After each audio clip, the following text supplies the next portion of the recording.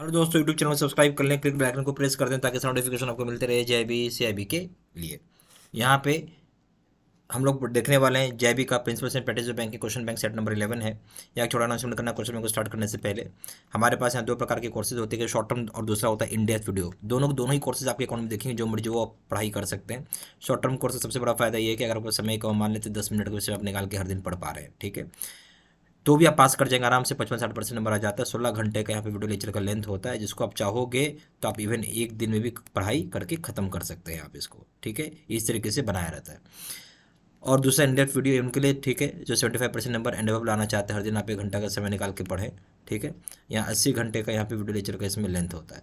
दोनों जगह video lecture courses होता है। केस स्टडी का video 13,500 question bank 30 mock test revision note से। यहाँ पे जो वैलिडिटी 6 महीना, यहाँ वैलिडिटी हो जाएगा लाइफ लॉन्ग। प्रिंसिपल्स करेंगे दाम 800 रुपये, दाम 1200 रुपये। अकाउंटिंग करेंगे दाम 1000 रुपये, दाम 1500 रुपये। लीगल करेंगे दाम 800 रुपये, दाम 1200 रुपये। कॉमो पे करेंगे दाम 2000 रुपये, दाम 3000 रुपये। अब आइए सवाल के ऊपर।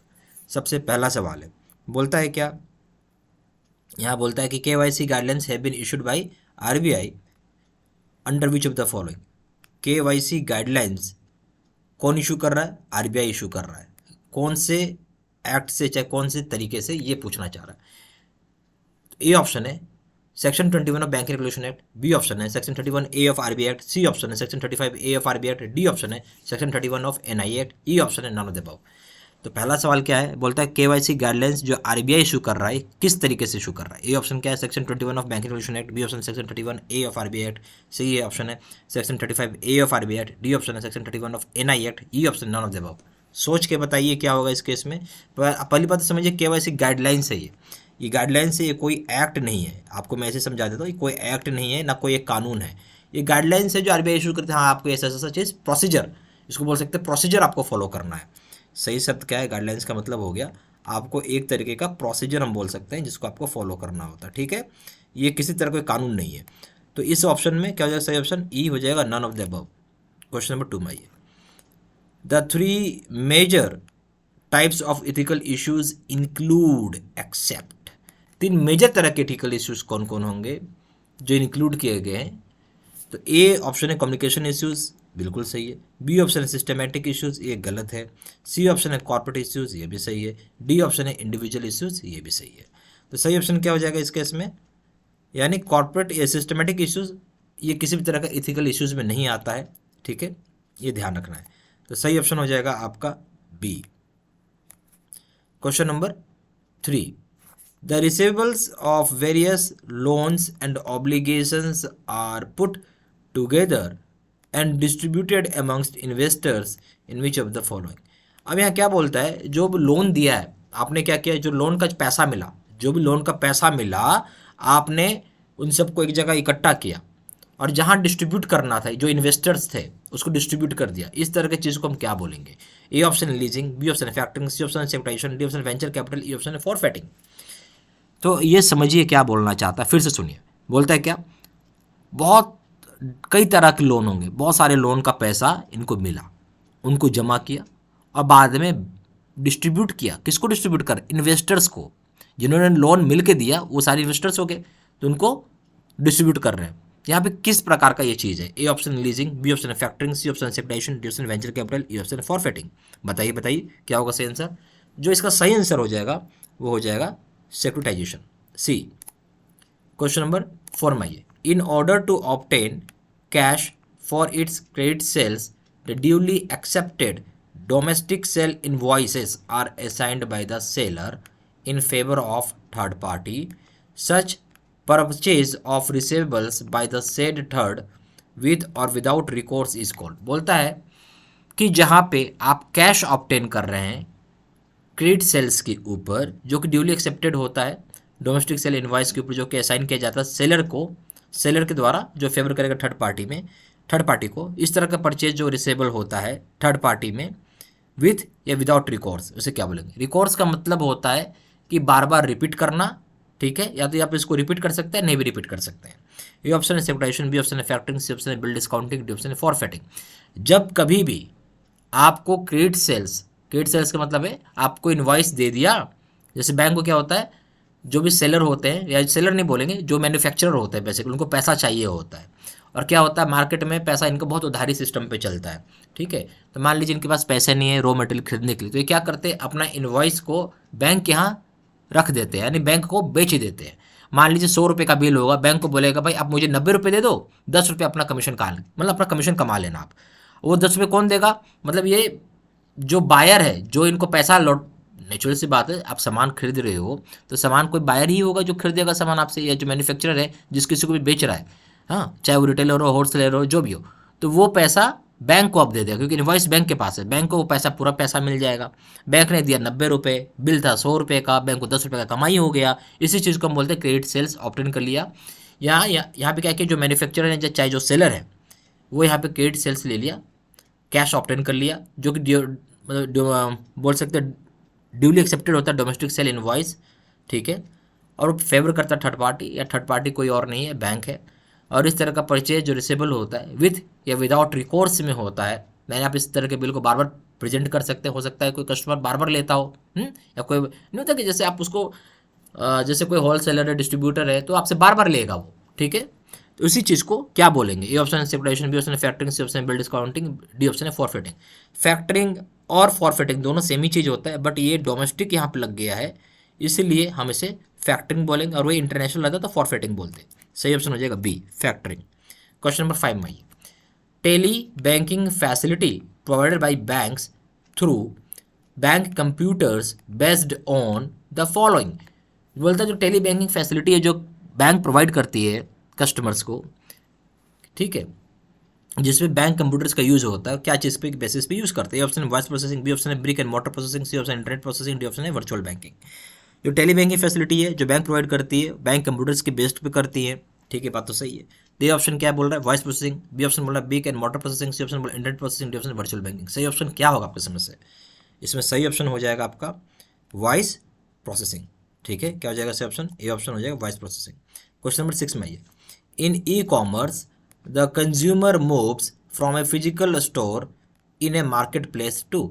बोलते हैं जो ई कॉमर्स होता है जब कंज्यूमर मूव करता है फिजिकल स्टोर से मार्केट प्लेस में, ऐसा क्यों।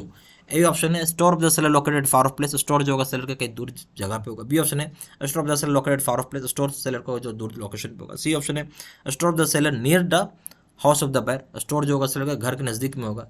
डी ऑप्शन है ऑल द अबव, सारी बातें सही है। तो इस तरह के केस में क्या हो जाएगा, स्टोर जो होगा सेलर का कहीं दूर लोकेशन में होगा, इसलिए वो ई कॉमर्स की ज़्यादा मदद लेता है, बी ऑप्शन। क्वेश्चन नंबर 7 में आइए, adjusted net bank credit is. अब एडजस्टेड नेट बैंक क्रेडिट जो है वो क्या है। ए ऑप्शन एनबीसी यानी net bank credit plus FCNR deposits. NBC का फुल फॉर्म क्या है, नेट बैंक क्रेडिट बोलते हैं, प्लस एनबीसी, ए ऑप्शन क्या NBC plus FCNR deposits. B option हो जाएगा NBC plus investments in non SLR bonds in HTM category plus investments eligible as private sector plus deposits with NABARD for non fulfilment of private sector target, ठीक है। D C option हो जाएगा NBC minus investments in SLR bonds in HTM category. D option हो जाएगा NBC minus FCNR deposits. बताइए सही option क्या होगा। इस तरह का आंसर जो होगा एडजस्टेड नेट बैंक क्रेडिट जो बोलते हैं, क्या हो जाएगा NBC plus investments in non SLR bonds in HTM category plus, यानी ए ऑप्शन बी ऑप्शन क्या NBC plus investments in non SLR bonds in HTM category plus investments eligible as private sector plus deposits with NABARD for non fulfilment of private sector target. इसको बोलेंगे adjusted net bank credit. क्या बोलेंगे adjusted net bank credit, इसी को बोलेंगे B option. Question number 8, for Indian banks including private banks which of the following target is not applicable. वो applicable नहीं होता ये पूछ रहा है आपसे। ये ऑप्शन दिया है overall target 40% of NBC. NBC क्या होता है एडजस्टेड नेट बैंक क्रेडिट बोलते हैं, एनबीसी का फॉर्म क्या है एडजस्टेड नेट बैंक क्रेडिट बोलते हैं। बी ऑप्शन हो गया agriculture loans 18% of NBC. C option है weaker section 10% of NBC. D option micro and small enterprises 10% of NBC. तो यहाँ बोलते हैं इंडियन बैंक जैसे प्राइवेट बैंक को भी इंक्लूड कर दिया गया, उसका टारगेट सेट कर दिया है इन्होंने, जो कि एप्लीकेबल टारगेट सेट है।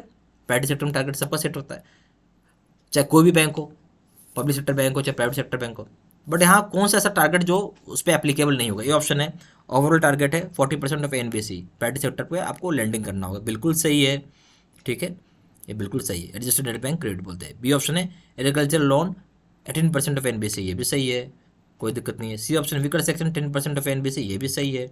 डी ऑप्शन है micro and small enterprises 10% of NBC.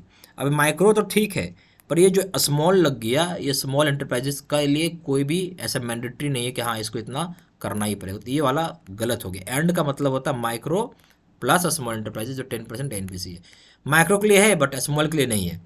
तो ये वाला ऑप्शन जो हो गया बेसिकली गलत हो गया, ये एप्लीकेबल नहीं होता है। तो सही ऑप्शन हो गया यहाँ पे डी। क्वेश्चन नंबर 9 में आइए, what is the maximum loan that could be sanctioned to the borrower under retail trade in private sector. मतलब क्या मैक्सिमम लोन अमाउंट होगा जिसको हम सैंक्शन कर सकते हैं बोरोवर को अंडर रिटेल ट्रेड में प्राइवेट सेक्टर पे। A option ₹3 lakh, B option ₹5 lakh, C option ₹10 lakh, D option ₹20 lakh for essential and non ceiling for commodities. तो क्या बोलते हैं मैक्सिमम लोन क्या सैंक्शन किया जा सकता है बोरोवर को जो रिटेल ट्रेड में होंगे प्राइवेट सेक्टर में। ए ऑप्शन दिया ₹3 लाख, बी ऑप्शन दिया ₹5 लाख, सी ऑप्शन दिया ₹10 लाख, डी ऑप्शन दिया ₹20 lakh for essential non essential non and no ceiling for other commodities. बताइए तो बेसिकली क्या होगा इसका सही आंसर सी हो जाएगा। 10 लाख रुपए तक का प्राइवेट सेक्टर में डाल सकते हैं रिटेल ट्रेड को। क्वेश्चन नंबर 20 में, क्वेश्चन नंबर 10 में आइए, नेट कहाँ गया, हाँ, net working capital stands for. Net working capital किस चीज़ के लिए स्टैंड करता है।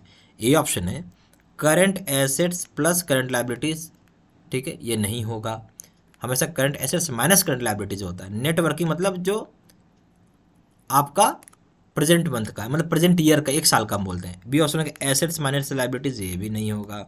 सी ऑप्शन है long term sources minus long term uses, ये भी नहीं होगा। डी ऑप्शन क्या हो जाएगा करंट एसेट्स में घटाएंगे current liabilities other than bank borrowing, ये बात बिल्कुल सही है। सही ऑप्शन हो जाएगा यहाँ पे डी। क्या हो जाएगा सही ऑप्शन हो जाएगा यहाँ पे आपको डी, ठीक है। यहाँ पे हमारे पास दो तरह की कोर्सेज जीआईबी के, short term and depth video, दोनों के दोनों कोर्सेज आप कर सकते हैं जो आपकी मर्जी हो। शॉर्ट टर्म कोर्स का सबसे बड़ा फायदा यही है कि अगर आपके पास समय कम, मान लेते हैं 10 मिनट का विषय आप निकाल के हर दिन पढ़ते हैं तो भी आप आराम से पेपर को पास कर जाइएगा। 10 मिनट बहुत होता है, ठीक है। या फिर आप अगर 16 घंटे का ये बेसिकली वीडियो लेक्चर कोर्स होता है, लेंथ होता है, इसको अगर आप चाहो तो ईमानदारी से एक दिन में भी आप पढ़ के इसको नैया पार कर लोगे, कोई दिक्कत नहीं आता इसको, ठीक है। आराम से 55-60% नंबर आ जाता है। इंडिया वीडियो उनके लिए होता है जो थोड़ा समय देकर पढ़ना चाहते हैं, 75% नंबर इंडिया में लाना चाहते हैं। हर दिन आप 1 घंटा का समय दीजिए, या फिर आप यहाँ पे 80 घंटे का वीडियो लेक्चर का लेंथ आप इसको कर सकते हैं। दोनों जगह वीडियो लेक्चर कोर्स होता है। कैसे छोटी का वीडियो होता है, 13,500 क्वेश्चन बैंक है, मॉक टेस्ट रिवीजन नोट से। यहाँ पे वैलिडिटी 6 महीने, यहाँ वैलिडिटी लाइफ लॉन्ग। प्रिंसिपल्स करेंगे दाम 800 रुपये, दाम है 1200 रुपये। अकाउंटिंग करेंगे दाम 1,000 रुपये, दाम है 1500 रुपये। लीगल करेंगे दाम 800 रुपये, दाम है 1200 रुपये। कॉमो पे करेंगे दाम है 2000 या दाम है 3000 रुपये। ज़्यादा जानकारी के लिए फोन कर सकते हैं। फोन नंबर हो जाएगा 9508536524, या फिर वेबसाइट पर जाकर डायरेक्टली ऑनलाइन पेमेंट कर सकते हैं। वेबसाइट हो जाएगा www.jbcibmedici.com, ईमेल आईडी हो जाएगा sit3@gmail.com। ये सारी इन्फॉर्मेशन मैंने इसी वीडियो के डिस्क्रिप्शन बॉक्स में डाल दिया है। Thank you very much.